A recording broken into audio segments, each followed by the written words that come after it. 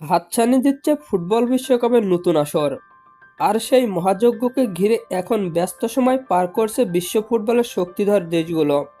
বর্তমান বিশ্ব চ্যাম্পিয়ন আর্জেন্টিনাও পিছিয়ে নেই এই প্রস্তুতির দৌড়ে। দল গোছানো থেকে শুরু করে কৌশল নির্ধারণ, সবকিছুতেই এখন চূড়ান্ত মনোযোগ দিচ্ছেন কোচ লিওনেল স্ক্যালোনি।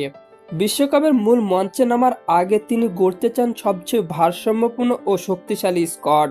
তবে এই কাজটি সহজ হচ্ছে না একেবারেই, বরং বলা যায় স্ক্যালোনির সামনে তৈরি হয়েছে এক বিরল মধুর সংকট। একদিকে আছেন অভিজ্ঞ ও প্রমাণিত তারকারা, অন্যদিকে উঠে আসছে দারুণ প্রতিভাবান তরুণদের ঢেউ। বিশ্বজয়ের নায়ক লিওনেল মেসি এখনও দলের প্রাণভোমরা। তার সঙ্গে আছেন লাউতারো মার্টিনেজ ও জুলিয়ান আলভারেজের মতো নির্ভরযোগ্য মুখ। কিন্তু নতুন প্রজন্মের ফুটবলাররা পারফরমেন্স দিয়ে দিচ্ছেন কঠিন চ্যালেঞ্জ। প্রতিটি ম্যাচেই নিজেদের যোগ্যতা প্রমাণ করছেন তারা। সম্প্রতি আর্জেন্টাইন লিগে দুর্দান্ত পারফরমেন্স করছেন সেবাস্তিয়ান ডিউসিয়েম। তার সৃজনশীলতা ও আক্রমণে ওঠার দক্ষতা নজর কেড়েছে সবার। মাঝমাঠে তার উপস্থিতি যেন আলাদা মাত্রা যোগ করেছে খেলায়।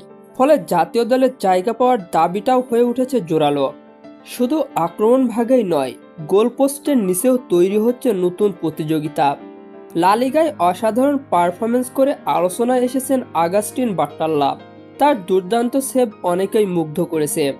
বর্তমানে নাম্বার 1 গোলরক্ষক এমিলিয়ানো মার্টিনেজের বিকল্প হিসাবেও তাকে ভাবা হচ্ছে। এছাড়া ব্রাজিলিয়ান লিগে চলছেন কিছু আর্জেন্টাইন তরুণ। হুয়ান নার্দোনে তার ক্লাবের হয়ে গুরুত্বপূর্ণ গোল করে নজর কেড়েছেন। মিডফিল্ডে তিনি হতে পারেন কার্যকর বিকল্প, বিশেষ করে এনজো ফার্নান্ডেজ ও অ্যালেক্সিস ম্যাক অ্যালিস্টারের ব্যাকআপ হিসাবে।